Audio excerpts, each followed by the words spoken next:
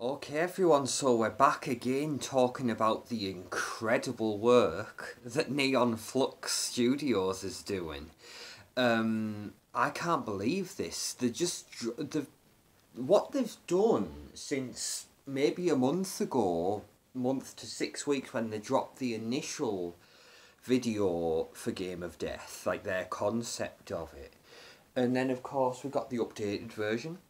And now they've just released today something that's kind of like an overview of the prelude, the prologue. So the opening chapters, so basically it gives you glimpses of the landing in the airport and then Hai Tien and his sister and brother being kidnapped, and then of course Hai Tien being taken to meet with the Korean mob. And then of course it kind of gives you glimpses of like the initial stages of the Game of Death, i.e. the courtyard fight with the guards, and then of course going actually into the pagoda tower. So what we've been given so far, these various trailers, absolutely first class, considering this is an independent studio, and also, you know, the creativity and the care that's been put into this, but also the progression, the sense of progression and improvement that's been, you know, from one to the next. And there's some great stuff across all of these. You know, some of the people that you see in this, obviously the rendering of James Tien's great.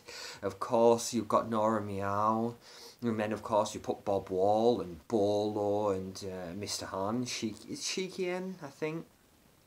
And then I almost dropped at the end of the second one when they put George Lazenby in there. But I am so excited, and this was brilliant. You know, like all the stuff that we were seeing with the stuff in the airport, and then being brought before the mob, and it just, I really hope that the full vision of this gets realised, because I think this is shaping up to be something very special. It's yeah. I mean, you know, we all have good days and bad days, but I just, honestly, it's moments like this that remind me that we've got such an embarrassment of riches at the moment. You know, some of the great stuff that we've been getting, things that we thought we might never get, and this is a shining example. And also I just would like to commend Neon Flux on there, just obviously the care and their attention to detail and the hard work. But one of the things I would like to point out as well, the interaction with the community, we'll call it a community, the fans that have just been responding to this, and the way they've been interacting with the fans, they've been very respectful and they've taken on board suggestions and legitimate creative criticism.